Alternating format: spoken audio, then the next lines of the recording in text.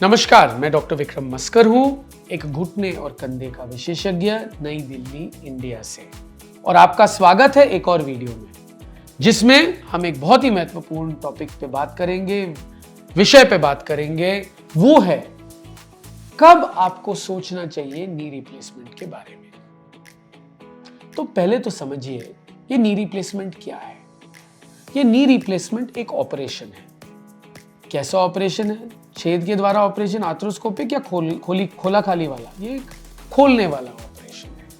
मतलब आप घुटने को खोलते हो और घुटने की जो चिकनाई है, पॉलिश है जो भगवान ने लगाई है तीनों हड्डियों के ऊपर, ताकि वो रगड़ ना खाए, जब वो घिस जाती है उसके जगह पे एक चिकनाई जनक कैप लगाना। तो नी रिप्लेसमेंट एक हम बोल सकते हैं एक रीसर्फेसिंग सर्जरी है। कुछ भी नाम दे दो, रिप्लेसमेंट, रीसर्फेसिंग, सब सेम है। रिप्लेसमेंट थोड़ा बड़ा शब्द है तो आदमी डर जाता है। आप घुटने को बदलोगे डॉक्टर साहब? आप बदलते नहीं हो। हड्डी वैसे वही होता है जो भगवान ने दिया है, बस जो चिकनाई खत्म हो गई है। जैसे आपके घर में जब पेंट खत्म हो जाता है, आप पेंट लगाते हो, आप दीवार को थोड़ी तोड़ते हो। तो ये एक तरीके का पेंटिंग है, पर पेंट भगवान आपको एक ही लोटे के साथ भेजता है। जब वो खत्म हो जाए उसके पास पेंट नहीं होता, पर आदमी के पास वॉलपेपर होता है, मतलब कैप होता है जो चिकनाई जनक है, जो आप लगाते हो घुटने के। तो ये घुटने, ये नॉर्मल चिकनाई है जो सफेद देख रहे हैं आप। जब खत्म हो जाता है तो वह ऐसे हो जाता है रफ। तो उसके जगह पे आप एक कैप लगा रहे हो। आप देख सकते हो हड्डी वही है, बस एक कैप लगी है ऐसे जो इसके ऊपर लगती है। जो गद्दी होती है घुटने में, जो शॉक अब्जॉर्बर होती है, उसके जगह पे एक प्लास्टिक लग जाती है। ये है नी रिप्लेसमेंट। सो नी रिप्लेसमेंट पहले तो एक रिप्लेसमेंट नहीं है, ये एक रीसर्फेसिंग है। सनमाइका टेबल पे खराब हो गया, आपने सनमाइका लगाया, टेबल वैसे के वही है, तो टेबल को रिप्लेस तो नहीं किया है आपने, सनमाइका को नया लगाया है। तो आपको कैसे पता चलेगा कि कुछ गड़बड़ है? पहले तो वो है, जब चिकनाई घिसता है तो पहले चीज होती है स्टिफनेस, मतलब जकड़न।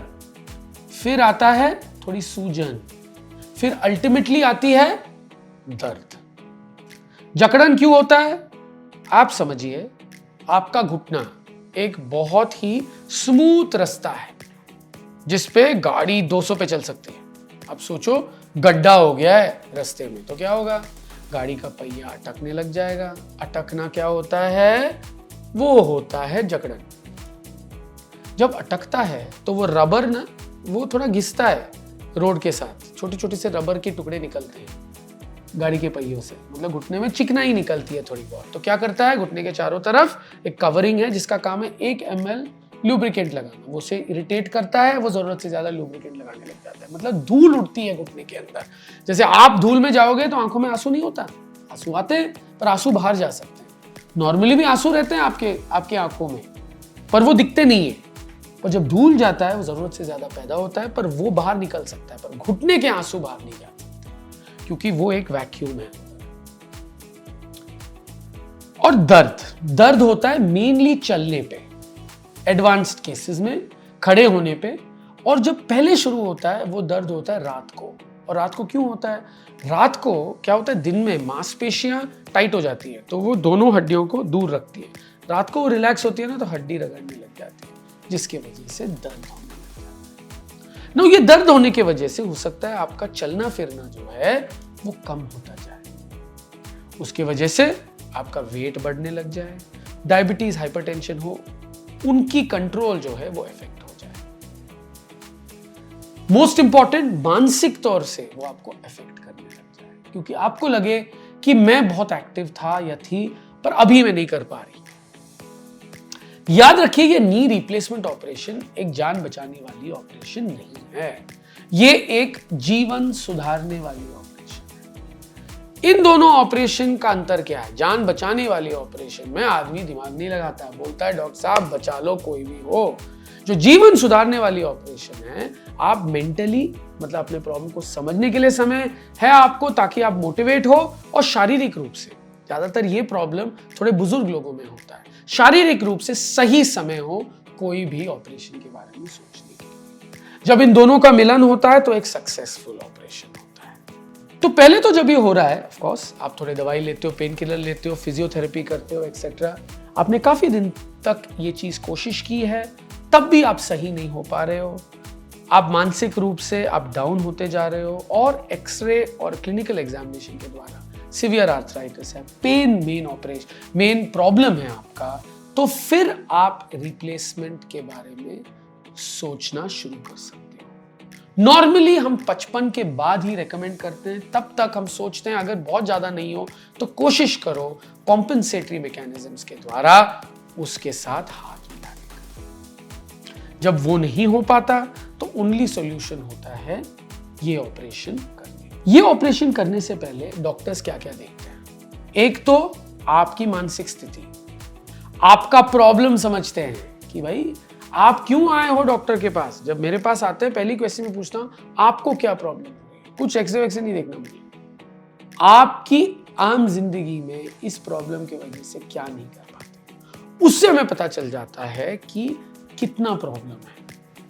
उसके बाद हम एक एक्सरे कराते हैं। एक्सरे घुटने के आगे साइड, कुछ विशेष एक्सरेज भी होते हैं, अलाइनमेंट देखने वाले एक्सरेज होते हैं, देखने के लिए कि कितना बिगड़ा हुआ है।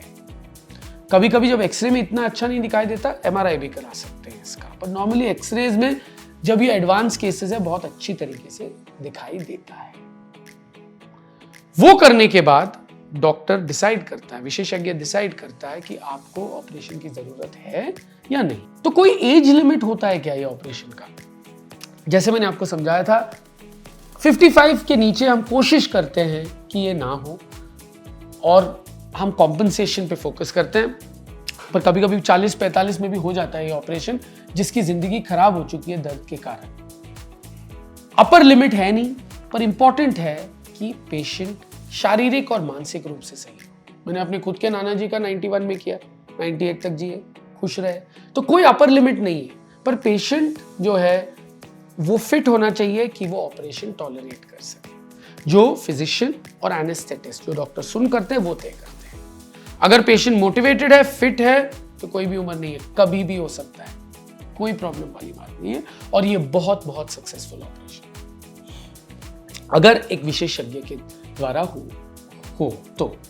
3 चीजें होती है एक सक्सेसफुल ऑपरेशन के लिए। कौन करता है? विशेषज्ञ होना चाहिए मेरी तरह। क्या लगाते हो? Best to best quality caps होने चाहिए, नी रिप्लेसमेंट के इम्प्लांट्स होने चाहिए, सब डिस्पोजेबल यूज होना चाहिए ताकि इन्फेक्शन के चांसेस कम से कम हो, और भगवान आपके साथ। 3 चीजों जब सही होंगे तो ऊपर वाला भी आपके साथ ही रहता है। उसके बाद बहुत इंपॉर्टेंट है अच्छी फिजियोथेरेपी, डूज एंड डोंट्स। तो डॉक्टर आपको बताएगा क्या क्या एक्सरसाइजेस करनी है, फिजियोथेरेपी के द्वारा करना पड़ता है। फिजियोथेरेपिस्ट आते हैं रेगुलरली थोड़े दिन तक, फिर आप अपने आप करने लग जाते हो। इस दौरान निराश नहीं होना है, मोटिवेट होना है कि सही होना है, क्योंकि ये बहुत इंपॉर्टेंट है। Mental frame of mind, positivity बहुत इंपॉर्टेंट है। जिन लोगों का पहले भी हो चुका है, सही है, उनसे बात करने से आप में भी पॉजिटिविटी आती है। मुझे उम्मीद है इस वीडियो से आपको काफी जानकारी मिली है कि कब आप सोच सकते हैं रिप्लेसमेंट सर्जरी के बारे में।